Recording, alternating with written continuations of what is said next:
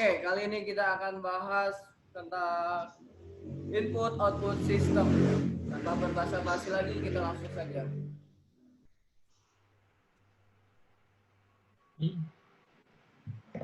Silakan persoalan. Iya, jadi di sini basically kita harus input outputnya harus ngerti dulu. Nah, jadi di sini saya akan ngebahas input sama outputnya. Input adalah alat yang digunakan untuk menerima masukan data dan program yang akan diproses oleh sebuah alat yang diinputkan. Lalu output yaitu sebagai alat yang berfungsi untuk mengeluarkan hasil sebuah proses ataupun pengolahan data yang berasal dari CPU ke dalam suatu media yang dapat dibaca oleh manusia ataupun dapat digunakan untuk menyimpan data hasil proses. Bisa dilihat di sini ada dua gambar yang menjelaskan tentang input device dan output device of computer. Nah, ada berbagai macam ya. Ada speaker, monitor, headphone. Ya, seperti itulah. Lanjut.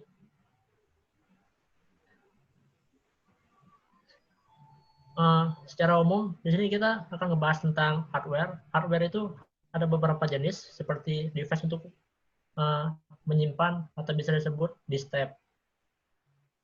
Nah, di hardware ini ada berbagai macam, seperti network device yang sering kita temui, yaitu modem, modem WiFi gitulah.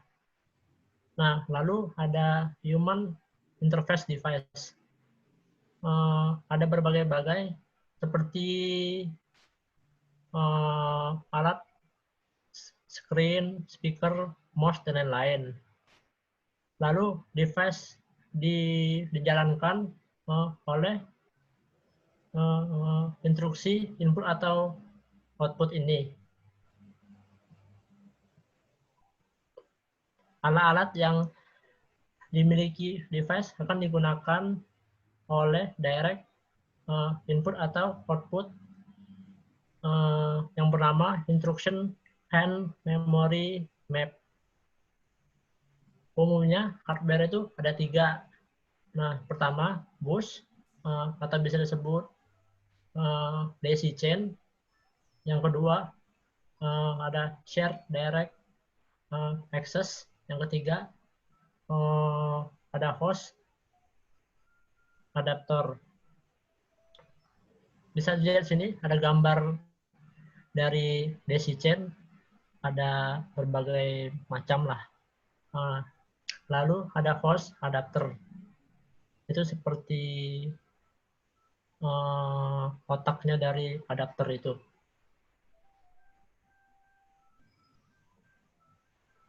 Ya, untuk selanjutnya aplikasi antarmuka input output. Aplikasi antarmuka merupakan suatu mekanisme untuk mempermudah pengaksesan sehingga sistem operasi melakukan standarisasi cara pengaksesan peralatan, input, output, lapisan drive, perangkat menyembunyikan perbedaan-perbedaan I/O controller dari kernel, ragam device dari beberapa sisi, karakter stream atau block, sequential atau random access, Scrinos atau Scrinos, seriable atau detected speed atau operation, read write, read only, write only.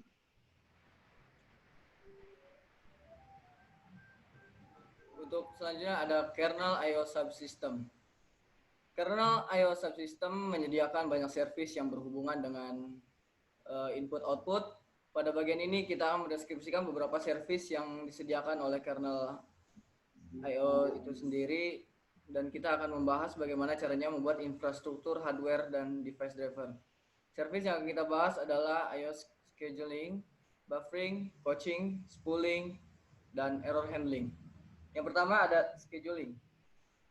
Untuk menjadwalkan scheduling ini berguna untuk menjadwalkan sebuah set permintaan I/O. Kita harus menentukan urutan yang bagus untuk mengeksekusi permintaan tersebut. Scheduling dapat meningkatkan kemampuan sistem secara keseluruhan, dapat membagi device secara rata di antara proses-proses, dan dapat mengurangi waktu tunggu rata-rata untuk menyelesaikan input-output. Ini adalah contoh sederhana untuk menggambarkan definisi di atas. Jika sebuah ARM disk terletak di dekat permulaan disk, dan ada 3 aplikasi yang memblokir panggilan untuk membaca untuk disk tersebut. Aplikasi 1 meminta sebuah blok dekat akhir disk, aplikasi 2 meminta blok yang dekat dengan awal, dan aplikasi 3 meminta bagian tengah dari disk.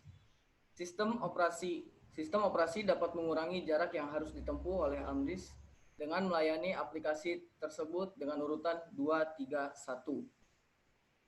Pengaturan urutan pekerjaan kembali dengan cara ini merupakan inti dari I/O scheduling. Sistem operasi mengembangkan implementasi scheduling dengan menetapkan antrian permintaan untuk tiap device. Ketika permintaan tersebut dimasukkan ke dalam antrian untuk device tersebut, scheduler I/O mengatur urutan antrian untuk meningkatkan efisiensi dari sistem dan waktu. Respon rata-rata yang harus dialami oleh aplikasi, sistem operasi juga mencoba untuk bertindak secara adil, seperti tidak ada aplikasi yang menerima servis yang buruk, atau dapat seperti memberi prioritas servis untuk permintaan penting yang ditunda. Contohnya permintaan dari subsistem mungkin akan mendapatkan prioritas lebih tinggi daripada permintaan dari aplikasi. Beberapa algoritma scheduling untuk disk I/O akan dijelaskan. Ada bagian disk scheduling. Salah satu cara untuk meningkatkan efisiensi I/O subsystem dari sebuah komputer adalah dengan mengatur operasi I/O. Cara lain adalah dengan menggunakan tempat penyimpanan pada memori utama atau pada disk melalui teknik yang disebut buffering, coaching, dan spooling. Selanjutnya ada buffering. Buffering atau buffer adalah area memori yang menyimpan data ketika mereka sedang dipindahkan antara dua device atau antara device dan aplikasi.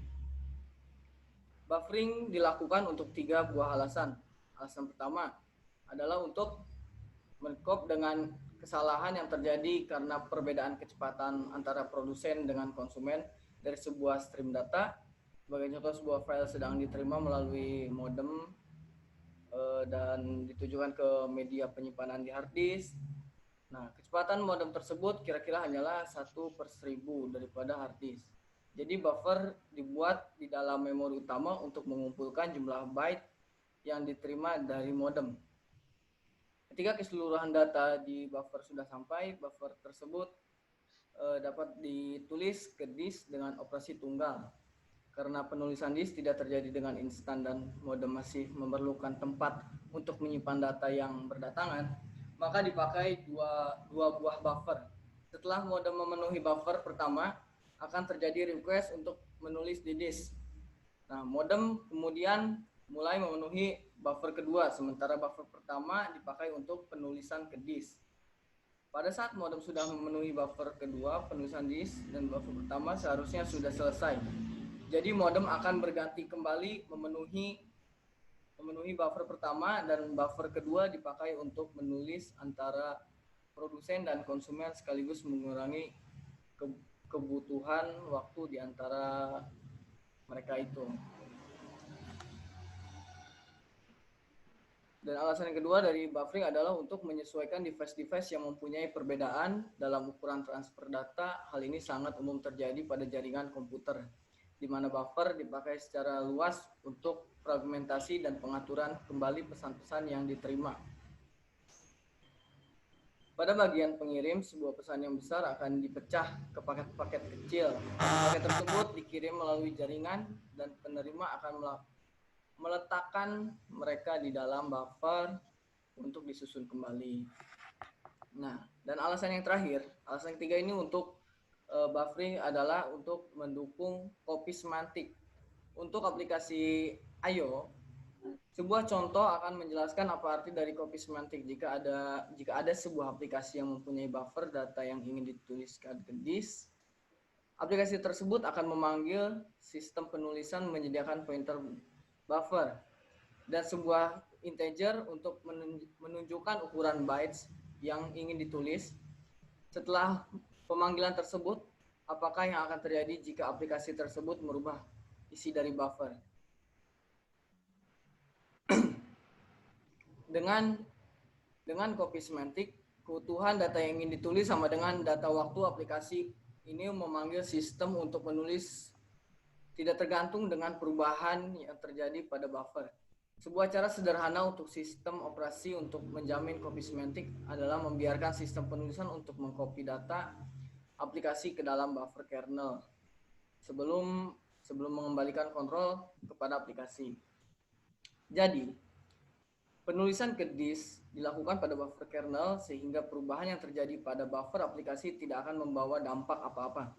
Mengcopy data antara buffer kernel dan aplikasi merupakan sesuatu yang umum pada sistem operasi, kecuali overhead yang terjadi karena operasi ini karena clean semantic. Kita dapat memperoleh efek yang sama yang lebih efisien dengan memanfaatkan virtual memory mapping dan proteksi copy on wire dengan pintar.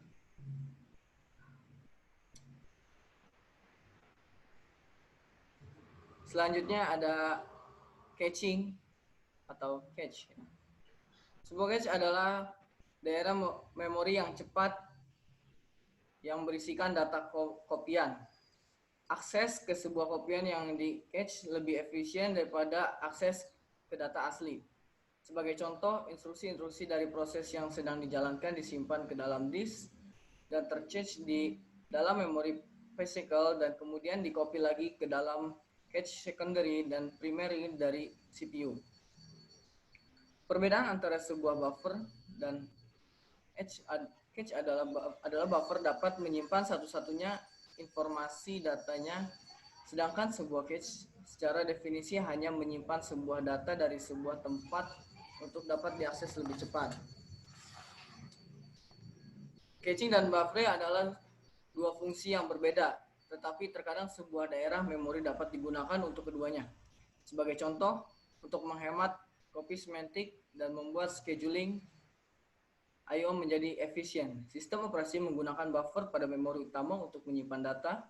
Buffer ini juga digunakan sebagai cache untuk meningkatkan efisiensi I/O untuk file yang digunakan secara bersama-sama oleh beberapa aplikasi atau yang sedang dibaca dan ditulis secara berulang-ulang. Ketika kernel menerima sebuah permintaan file, I/O kernel tersebut mengakses buffer cache untuk melihat apakah daerah memori tersebut sudah tersedia dalam memori utama.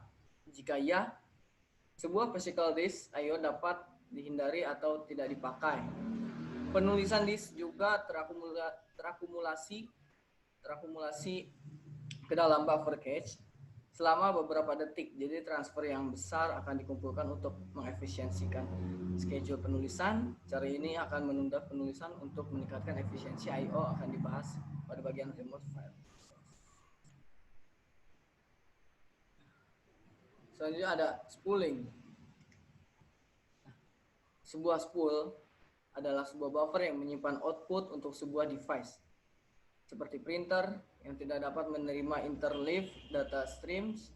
Walaupun printer hanya dapat melayani satu pekerjaan pada waktu yang sama, beberapa aplikasi dapat meminta printer untuk mencetak tanpa harus mendapatkan hasil output mereka tercetak secara bercampur. Sistem operasi akan menyelesaikan masalah ini dengan mengintercept semua output kepada printer. Tiap output aplikasi sudah di output kepada printer, tiap output aplikasi sudah di spool ke disk file yang berbeda. Ketika sebuah aplikasi selesai ngeprint, sistem spooling akan melanjutkan ke antrian berikutnya. Dalam beberapa sistem operasi, spooling ditangani oleh sebuah sistem proses daemon. Pada sistem operasi yang lain, sistem ini ditangani oleh interkernel mulai in-kernel thread. Pada kedua kasus sistem operasi menyediakan interface control yang membuat user dan sistem administrator dapat menampilkan antrian tersebut untuk mengenyahkan antrian-antrian yang tidak diinginkan sebelum mulai di print. Untuk beberapa device seperti drive tab, dan printer tidak dapat memultiplex permintaan I/O dari beberapa aplikasi.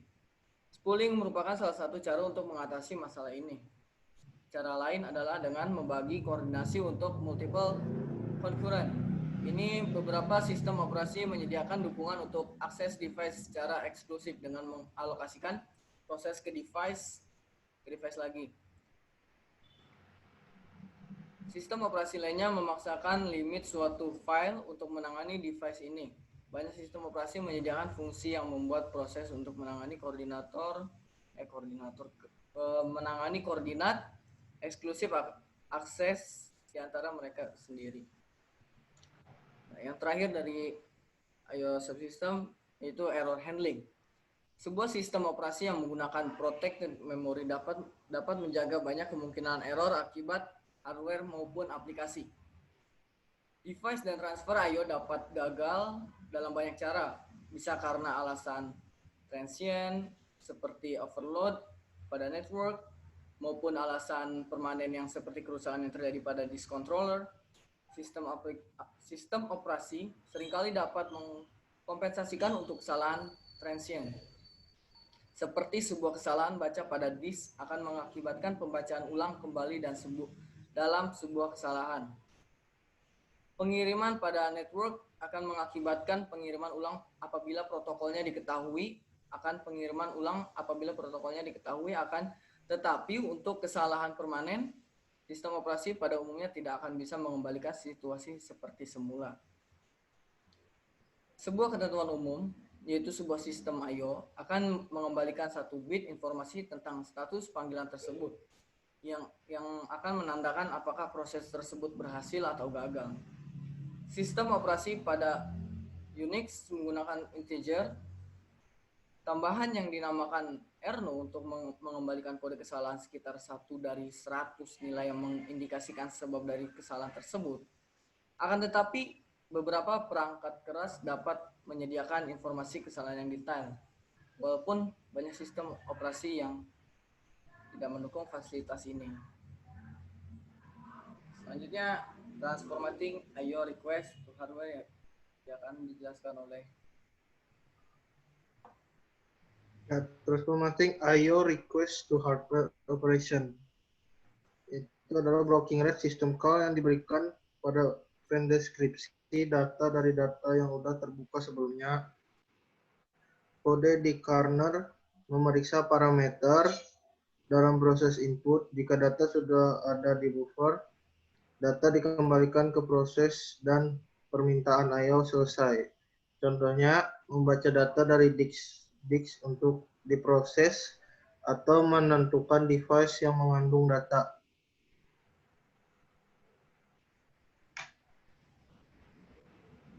Lalu yang streams, I/O stream itu adalah suatu mekanisme yang mengirimkan data secara bertahap dan berulang gitu dia, terus menerus melalui suatu aliran data atau bisa disebut dua arah. Ada tiga